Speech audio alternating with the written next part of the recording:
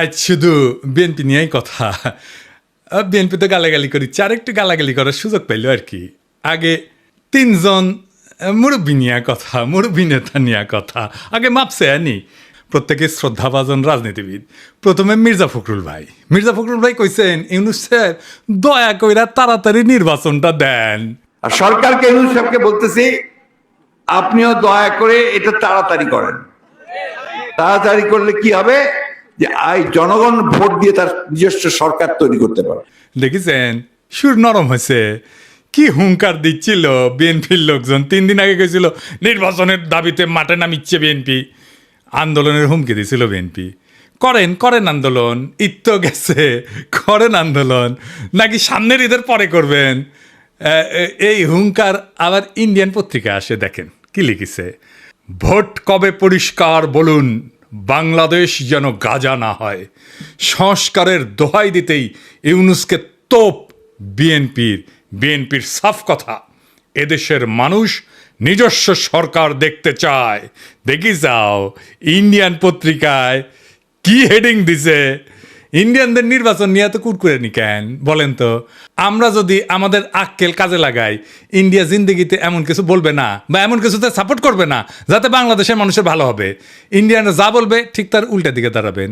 India যদি বলে না নির্বাচন এখন দা ঠিক হবে না, প্রফেসর ইউনূসের সরকার আরও থাকুক, আপনি তখনই কবেন প্রফেসর ইউনূসের পদত্যাগ চাই, প্রফেসর ইউনূস ক্ষমতা ছাড়ো, বুঝাও। রাজনীতি কালে খুব জটিল কিছু না, ইন্ডিয়া যা কবে তার উল্টা দিকে আমাদের মঙ্গল। আর বাংলাদেশের কারো কথা যদি ইন্ডিয়ার সাথে সবসময় মিলে যায় তাহলে বুঝবেন ওই হালায় কলকাতা হারবাল খাইছে, হালা ইন্ডিয়ান মাল। মির্জা ভাই ইঙ্গা করে কলে তো হবি না, আপনাকে না গান গাওয়া লাগবি, গান গায়ে কওয়া লাগবি। একটা গান বানিয়েছি শুনবেন, হ্যাঁ বাড়িতে না প্র্যাকটিস করে মাইকের সামনে গাবেন। আমরা খুব ফাইন হয়েছে মির্জা ভাই, শুনবেন, শুনেন। নির্বাচন, আহা নির্বাচন, নির্বাচন চাই নির্বাচন, তা না হলে ইউনূস যাবে নির্বাসন। হবে নির্বাচন এই ডিসেম্বরে, তা না হলে আন্দোলন রাজপথে ঘরে ঘরে। আর নয় আন্দোলন রোজা ঈদের পরে, এবার হবে ঠিক ডিসেম্বরে নির্বাচন, আহা নির্বাচন। এইবার আসেন দেখি বিএনপি কেমনে ইন্ডিয়ান বয়ান ফেরি করে, সেটাই না দেখি। বিএনপির রিকমেন্ডেশনে হওয়া পররাষ্ট্র উপদেষ্টা তহিদ সাহেব আর বিএনপি নেতার ছোট ভাই জসিম ইয়া ডিচুম ডিশা আসা না হয়েছে। এডিটার সাহেব এটা দেখান না এই জসিমের ম্যান পিট মেলা দিন দেখি না, এটা দেখান না।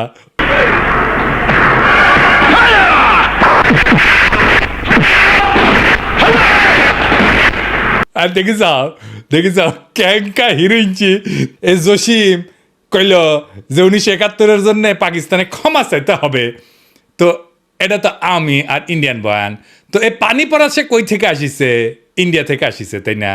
সে একই পানি পড়া মির্জা ফখরুল সাহেব পাইছেন, দেখেন উনি কি বলেন। পাকিস্তান সেনাবাহিনী সেই যে হত্যাযজ্ঞ করেছিল তার জন্য আজ পর্যন্ত কিন্তু ক্ষমা চায় নাই। গণহত্যা করেছিল, লক্ষ লক্ষ মানুষকে হত্যা করেছিল, তার জন্য পাকিস্তান এখন পর্যন্ত কিন্তু বাংলাদেশের কাছে ক্ষমা প্রার্থনা করে নাই। উনি মনে করেন পাকিস্তান ক্ষমা চায় নাই, অথচ আমরা জানি তিনবার রাষ্ট্রীয়ভাবে পাকিস্তান ক্ষমা চেয়েছে। একবার মন্ত্রী পর্যায়ে, একবার প্রধানমন্ত্রী পর্যায়ে, আরেকবার রাষ্ট্রপতি পর্যায়ে। তো উনি তো বাংলাদেশ সরকারের মন্ত্রী ছিলেন, সে সময় ওনার মনে হয় নাই যে ওনার পাকিস্তান তো ক্ষমা চায় নাই। এখন কেন বলেন? কারণ ইন্ডিয়া বুঝেছে আমরা তোমার ক্ষমতা টেনে দিচ্ছি, এমনি তো হবে না, খরচাপাতি আছে। আওয়ামী লীগ যে সার্ভিস দিত সেটা দাও। কি সার্ভিস? জাহাপনা। মির্জা ফখরুল কইছে পাকিস্তানকে বাম্বু দিবা, ইন্ডিয়া কইছে, তো উনি বাম্বু দিলেন। আচ্ছা এবার বলেন তো এই দল পাকিস্তানের সাথে স্বাভাবিক সম্পর্ক করতে পারবে? ইন্ডিয়া যে ফ্যাসিবাদ চালাইলো কোনোদিন কইছে বিএনপি ইন্ডিয়া ক্ষমা চাইতে? নাকি বলবে জিয়ারে তো খুন করেছে তাই না? এটা কোনোদিন বলিছে? বলে নাই। কিন্তু ইন্ডিয়া আমাদের বন্ধু দেশ বলতে বলতে মুখে ফেনা তুলে ফেলিছে। দেখেন ভারত আমাদের প্রতিবেশী, সবচেয়ে বড় প্রতিবেশী, আমাদের বন্ধু। আমাদের যুদ্ধের সময় 1971 যুদ্ধের সময় আমাদের সহযোগিতা করেছিল। আমরা ভারতের কাছে সবসময় প্রত্যাশা করি যে ভারত বাংলাদেশের মানুষের পাশে দাঁড়াবে। যাই হোক মির্জা ভাই, আপনি তো বলেন মুক্তিযুদ্ধ করেছেন, এটি সেই সময়ের গল্প শুনবার চাই। মানে কোটি কোটি যুদ্ধ করেছেন, কোটি ট্রেনিং নিছেন, কারা কারা আপনার সহযোদ্ধা ছিল, কবে অস্ত্র জমা দিলেন, কি অস্ত্র ব্যবহার করেছেন, মানে হাউস আছে কেন পাকিস্তানের উপরে যেমন বিলা, আপনি তো মনে লয় যে সখানিক পাকিস্তানি আমি জয় বাংলা করেছেন না গল্প করবেন, হাউস আছে আমার কলে। চুপি চুপি কই মির্জা ভাই, আপনার উপরে না হেভি স্টাডি করেছি। কেন করেছি জানেন? আপনারা বোঝার জন্যে স্টাডি করে পেয়েছি কি জানেন? না খারাপ কিছু কমু না, আপনার লাইফ হিস্ট্রি কিন্তু ইন্টারেস্টিং। আপনি ঢাকা কলেজের ইকোনমিক্সের টিচার হিসেবে ক্যারিয়ার শুরু করেন, শিক্ষকতার ক্যারিয়ার। পরে ঠাকুরগাঁও কলেজে ইকোনমিক্সের অধ্যাপক ছিলেন, খুবই জনপ্রিয় টিচার ছিলেন, ছাত্ররা আপনার ক্লাস করার জন্য উন্মুখ হয়ে থাকতো, মার্শাল্লাহ। আবার অদ্ভুতভাবে আপনি বাংলাদেশ সরকারের পরিদর্শন এবং আয় ব্যয় পরীক্ষণ অধিদপ্তরের একজন অডিটর হিসেবে কাজ করেছেন। এই প্রফেসর হওয়ার পরে শিক্ষা বিভাগে আবার ডিজি আসিলেন। এমন সেলিব্রেটেড শিক্ষকের জীবন চাইরা অডিটর কেন হইলেন, এটা মিলাইতে পারি নাই। তাই আপনার জীবনের গল্প আপনার কাছ থেকে শোনার ইচ্ছা থাকলো। আমার ক্ষুদ্র ভ্রাতার ভগিনীরা আপনাদের কয়ে রাখি, কারো সম্পর্কে জানতে হইলে এভাবে ডিক করবেন, খুঁড়বেন, তারপরে তাই আপনি ভালো তার ডিল করতে পারবেন। যাই হোক, এবার আরেক বিএনপির সিনিয়র নেতারে নিয়ে আলাপ করি। হ্যাঁ, আমির খসরু মাহমুদ। যে সরকার জনগণের ভোটে নির্বাচিত হবে তারা জনগণের কাছে দায়বদ্ধ থাকবে, জবাবদিহি থাকবে। সেটা যেই সরকারই হোক, কোনো মহামানবকে বাংলাদেশের দায়িত্ব দেওয়ার জন্য বাংলাদেশের মানুষ নির্বাচনে, এই বাংলাদেশের মানুষ আন্দোলন সংগ্রাম করে নাই, ত্যাগ স্বীকার করে নাই। আর কোনো মহামানব কোনো দেশের গণতন্ত্রের সমাধান দেবে, তার জন্য বাংলাদেশের জনগণকে অপেক্ষা করতে হবে, এটা বিশ্বাস করার কোনো কারণ নেই। আমির খসরু ভাই উনি কইছে, নির্বাচিত সরকার জবাবদিহি করবে জনগণের কাছে, কোনো মহামানবকে ক্ষমতায় বসানোর জন্য বাংলাদেশের মানুষ আন্দোলন সংগ্রাম করে নাই, ত্যাগ স্বীকার করে নাই। উনি ত্যাগ স্বীকার করেছেন, ওটা ত্যাগ স্বীকারটা এটা দেখে আসেন। হ্যাঁ, আমির খসরু ভাই আপনি তো ডিসেন্ট মানুষ, আশা করি আপনি ক্ষমতায় গেলে তো বটেই, ক্ষমতায় যাওয়ার আগেও জবাবদিহিতা করবেন, তাই না? আচ্ছা আমির খসরু ভাই, এই যে হোটেল সেরিনা আপনার ছিল তো না? এখন আপনি কইবেন যে আমি মালিকানা ছেড়ে দিছি, কথা সত্য মানলাম, আপনি মালিকানা ছেড়ে দিচ্ছেন। কয়টা জিনিস বলেন তো, যে জমিটা যার উপরে দাঁড়িয়ে আছে হোটেল সেরিনা, এটা তো চট্টগ্রাম স্টক এক্সচেঞ্জের জমি, তাই না? ওই সময় আপনি চট্টগ্রাম স্টক এক্সচেঞ্জের চেয়ারম্যান ছিলেন, তাই না? তো কি কি হয়েছিল আমি বলি খসরু ভাই, কিছু মনে করেন না, আমার কনফিউশন হয়েছে, কনফিউশন দূর করে দাও আপনার দায়িত্ব। আপনি বিএনপির অতি গুরুত্বপূর্ণ নেতা, আপনি জবাবদিহিতার কথা বলেন, আপনার দলের হাতে রাষ্ট্রের দায়িত্ব যাবেন, আসেন কি কি হয়েছিল দেখি, কোথাও ভুলে নিলে ধরে দেন, তাই না? মানুষের ভুল বোঝা ঠিক না আপনারে, তাই না? 1995 থেকে 2001 সাল আপনি তখন, এটা আওয়ামী লীগের আমল, আপনি তখন চট্টগ্রাম স্টক এক্সচেঞ্জের চেয়ারম্যান ছিলেন। এই সময় রাজুক থেকে ঢাকার Banani road number 17 plot number 27 Chittagong stock এক্সচেঞ্জের টাওয়ার নির্মাণের জন্য কেনা হয়, মাশাআল্লাহ। কিন্তু সমস্যাটা হইতেছে, ভবিষ্যতে এই জমি আপনার ব্যক্তিগত মালিকানায় পরিণত হবে। কেমনে হবে? এটা বিশাল স্টাডির ব্যাপার, মেলা সময় লাগিছে কলে। এমন কঠিনভাবে এটা খাইছেন আপনি, মাশাআল্লাহ, জটিলভাবে খাইছেন কলে আপনি। এটা আপনার আমার স্যালুট জানানো লাগে। যদি এরকম জমি জমার লোপটোপ থাকলে হইনি না আমি গেল আপনার ছাত্র হইলাম নি। কি চমৎকার ভাবে যে আপনি খাইছেন এটা। তো জমিটা পাইছেন, রেজিস্ট্রেশন হয়নি এখনো রাজুক থেকে। তো 25শে সেপ্টেম্বর 1999 সালে 74তম বোর্ড মিটিংয়ে চট্টগ্রাম স্টক এক্সচেঞ্জে সিদ্ধান্ত হয় যে প্লটটা ডেভেলপারকে দেবেন। ডেভেলপারটা ঠিক করে ফেলেন, আপনার নাম হচ্ছে গোলাম সারোয়ার। মুশকিলটা হইতেছে উনি আপনার ভগ্নিপতি। তখন প্লটের রেজিস্ট্রেশনই হয় না। রেজিস্ট্রেশন হওয়ার আগে আইনত আপনি ডেভেলপার নিয়োগ দিতেই পারেন না। আপনি ডেভেলপারকে নিয়োগ দেন ওই মিটিংয়েই, এটা একটা প্রক্রিয়ার লঙ্ঘন, কারণ এটা তো আপনার ব্যক্তিগত প্রতিষ্ঠান না। 19শে জানুয়ারি 2000 সালে রাজুকের সাথে রেজিস্ট্রেশন হয় আপনার চট্টগ্রাম স্টক এক্সচেঞ্জের। আপনার চেয়ারম্যান থেকে নিজের ভগ্নিপতিকে ডেভেলপারের দায়িত্ব দিতে পারেন? হ্যাঁ, আপনি মুরব্বী মানুষ, জিজ্ঞেস করলাম আর কি। মানে ধরেন আমি যদি কখনো চট্টগ্রাম স্টক এক্সচেঞ্জের চেয়ারম্যান হই, আমি কি আমার ভগ্নিপতিরে স্টক এক্সচেঞ্জের জমিতে বিল্ডিং বানানোর জন্য ডেভেলপার হিসেবে নিয়োগ দিতে পারবো নাকি পারবো না? এরা কয়া দিলেন আর কি, শুনলাম মুরব্বী মানুষ না। আচ্ছা, এইবার 15 নভেম্বর 1999 75তম বোর্ড মিটিং, মানে একটা পরেই আর কি, এখানে সিদ্ধান্ত হয় যে গোলাম সারোয়ারের সঙ্গে চুক্তি হবে যে চট্টগ্রাম স্টক এক্সচেঞ্জকে উনি বেসমেন্ট এবং 5টা ফ্লোর দেবেন, মানে 6টা আর কি। ভালো কথা, এই 5টা ফ্লোরের কথা মনে রাখেন, বেসমেন্ট সারা 5টা। হ্যাঁ, এরপর 13 ফেব্রুয়ারি 2000 সালে চট্টগ্রাম স্টক এক্সচেঞ্জের বোর্ডকে পাশ কাটায় স্টক এক্সচেঞ্জের সিইও ওয়ালিউল মারুফ মার্টিন এবং গোলাম সারোয়ার আপনার ভগ্নিপতি, এই দুইজনের মধ্যে একটা আনরেজিস্টার্ড চুক্তি হয় যে চুক্তি কখনো রেজিস্ট্রেশন হয়নি। আপনি আগে বোর্ডের মিটিংয়ে ডিসিশন নিয়েছিলেন 5টা দিবেন ফ্লোর, এইখানে আপনি লিখলেন 4টা ফ্লোর দিবেন, এটা কমে গেল আর কি। এইটা অবৈধ চুক্তি এবং জালিয়াতিপূর্ণ চুক্তি। এইখানে পেনাল কোড 467, 468 এবং 471 ধারা লঙ্ঘন হয়েছে, আইনের ভাষায় কইলাম আর কি। তো 74 এবং 75তম বোর্ড মিটিংয়ে গোলাম সারোয়ারকে ব্যক্তিগতভাবে ডেভেলপার হিসেবে নিয়োগের আলোচনা হয়, কিন্তু সিইও যে সিগনেচারটা করলো না যে 4টা মিটিংয়ে, ওইখানে হোটেল সারেনার মালিক হিসাবে তার সাথে এগ্রিমেন্টটা হইল। সারেনাকে তখন হয়নি যখন আপনি বোর্ড মিটিং করেছেন, বুঝছাও। তো এই সিইও ওয়ালিউল মারুফ মার্টিন সে বোর্ড মিটিং উপেক্ষা করে সারিনার সাথে একটা চুক্তি করলো। সে কি পারে? হ্যাঁ, পারে না, তাই না? যাই হোক, স্টক এক্সচেঞ্জের তরফ থেকে আনুষ্ঠানিক বা বৈধভাবে সারিনাকে কোনো দায়িত্ব দেওয়া হয়নি, তাই না? হ্যাঁ, বোর্ডকে পাশ কাটায় যে আপনি সারিনাকে দায়িত্ব দিলেন, এটা আপনি পারেন না। এরপর 23শে মে 2000 সালে গোলাম সারোয়ার মানে আপনার ভগ্নিপতিরে একটা পাওয়ার অফ অ্যাটর্নি দেওয়া হয় যাতে জমি বন্ধক দেওয়া, আর্থিক ক্ষমতা দেওয়া হয়, কিন্তু ওইটাতে আবার কোনো ফ্লোর বন্টনের উল্লেখ নাই। এই চুক্তিতে বোর্ড অনুমোদনেরও উল্লেখ নাই। 10ই জুলাই 2000 সালে আপনি এবং বাদী আপনার স্ত্রী সারিনার 50% শেয়ারের মালিক হয়ে যান, কিনে নেন আর কি। কী টাকা দিচ্ছেন কে জানে। হ্যাঁ, ভগ্নিপতিকে রাস্তা তৈরি করে দিচ্ছেন, এখন নিলেন শেয়ার। 2010 পর্যন্ত হোটেলের মালিকানা ছিল আপনার। এইভাবে প্রাতিষ্ঠানিক সম্পদকে পারিবারিক ব্যবসায় রূপান্তর করে ফেললেন। এটা একটা জ্ঞাত ষড়যন্ত্র, ইংরেজিত কয় ক্রিমিনাল কনস্পিরেসি। ইংরেজিত যেহেতু কইছে ঠিকই কইছে। হ্যাঁ, 20শে নভেম্বর 2004 সাল রেজিস্ট্রেশন হয় জমিটার গোলাম সারোয়ারের নামে। অদ্ভুত ব্যাপার। তবে দলিলে সম্পূর্ণ ভবনের উল্লেখ নাই, দামে ব্যাপক গরমিল দেখানো হয়, এটি সরকারকে রাজস্ব ফাঁকি দেওয়া হয়। দলিলে প্রকৃত দাম না দেখানো পেনাল কোডের 420 সিটিং এই ধারার আওতায় পড়ে। এইবার ভবন নির্মিত হয়, আলহামদুলিল্লাহ। জিলাপি টিলাপি খাওয়া হয়, বিলার টিলার দেওয়া হয়। ভবনের অনুমোদন ছিল কত? 15 তলার। আপনি ভবনটা বাড়াইছেন কত? 20 তলা, 5 তলা এক্সট্রা। 12 হাত কাকুরের 13 হাত বেশি দেখেছি না, সেরকম 15 তলা অনুমোদিত বিল্ডিংয়ের 20 তলা হয়ে যাওয়া দেখলাম আমরা। এটা রাজুকের নিয়ম ভঙ্গ কইরা অবৈধ নির্মাণ, নগর উন্নয়ন আইনের গুরুতর লঙ্ঘন। আর চট্টগ্রাম স্টক এক্সচেঞ্জকে 4টা ফ্লোর পরে এটা কমায় 4টা করা হয়েছিল না, সেটা আসলে যে অতিরিক্ত ফ্লোর বানায় 2টা থেকে দেওয়া হয়েছে। মানে মাছের তেলে মাছ ভাজিছেন, পুরা বিল্ডিং আর জমিন মালিক হয়ে গেছে আমির খসরু মাহমুদের পরিবার, বুঝেছাও? মজার এই দারুণ চালাকি কইরা এমন একটা জায়গায় আপনি সম্পদ বানাইলেন, কি ফাইন সিস্টেম কইরা।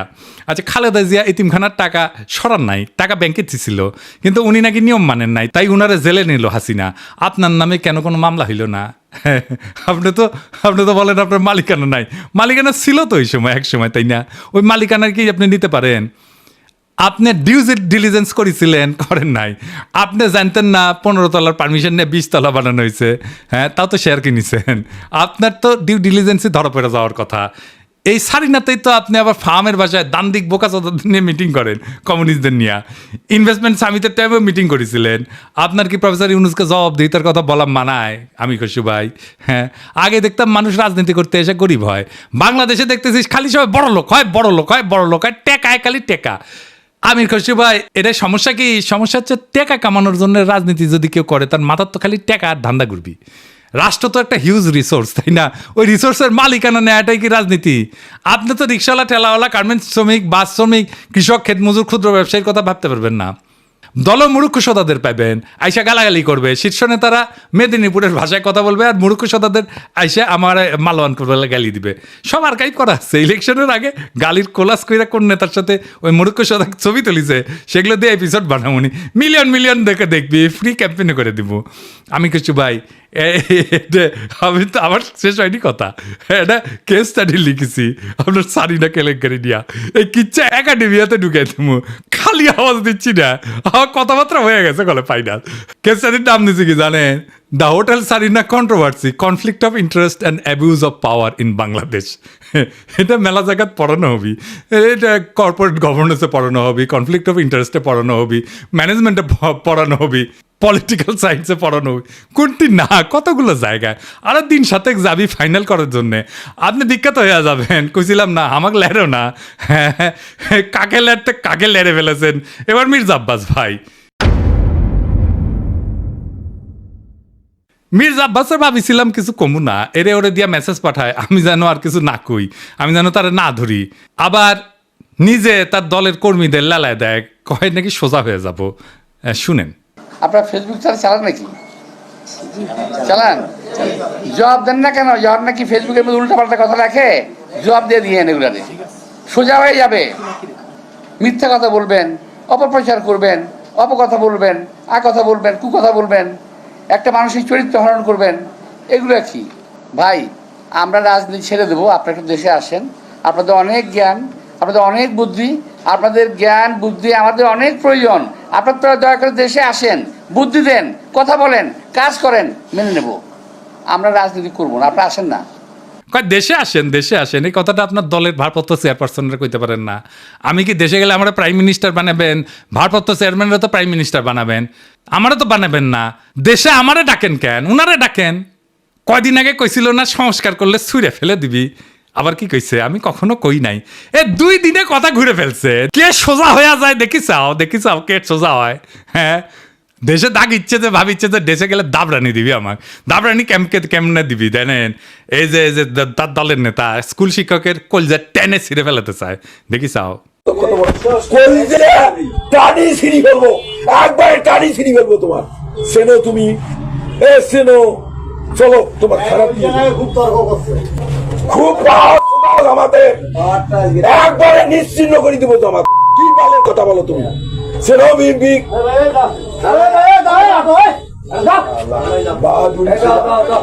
তোমার নামে আমি মামলা দেবো। কবিলক্ষণ দাও।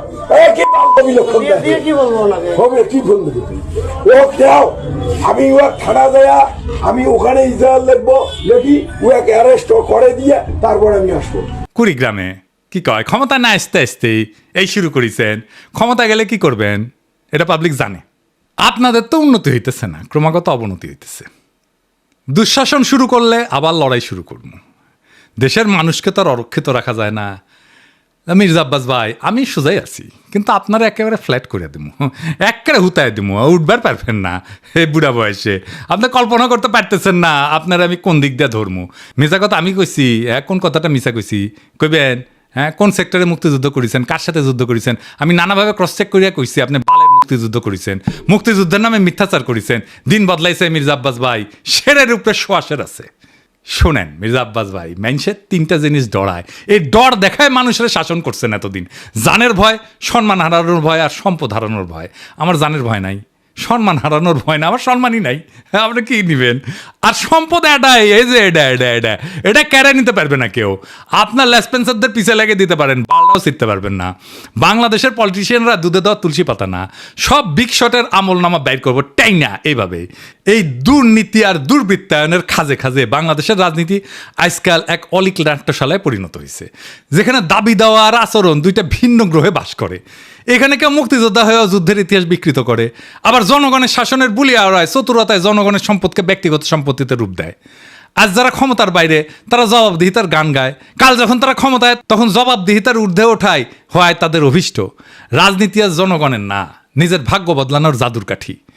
আজ যে দল ইন্ডিয়া বিরোধী স্লোগানে জ্বলে ওঠে, তার বয়ানি আবার ভারতীয় লাইন টু লাইন কপি হয়ে ফিরে আসে ঢাকার রাজপথে।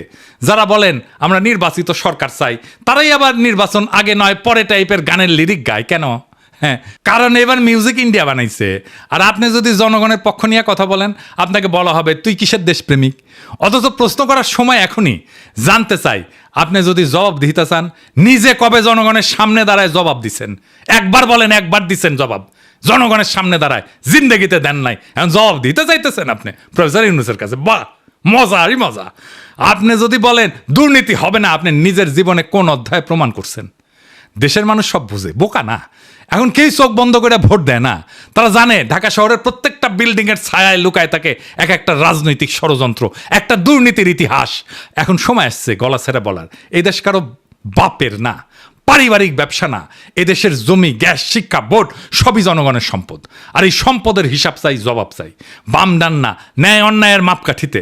কারণ আজ আপনারা রাষ্ট্র ক্ষমতা নেওয়ার কথা বলতেছেন, নির্বাচনের কথা বলতেছেন, আপনার বগলে পুরানা লুটের খতিয়ান। এই বাংলাদেশকে আমরা বদলাবো, বাংলাদেশকে আমরা আমাদের স্বপ্ন দিয়ে সাজাবো, আমাদের বর্ষা বিপ্লবের স্মৃতি দিয়ে ভরাবো। এই দেশ আপনাদের মতো নেতাদের না। এই দেশ প্রত্যেক জনতার, প্রত্যেক নাগরিকের। এই দেশের মালিক আমরাই আমজনতা। আমরা যা চাইব, জনতা যা চাইবে, দেশ সেভাবে চলবে। রাজনৈতিক দলের ইচ্ছার কাছে আমাদের ভাগ্যকে আমরা আর বন্ধক দেব না। ইনকিলাব জিন্দাবাদ।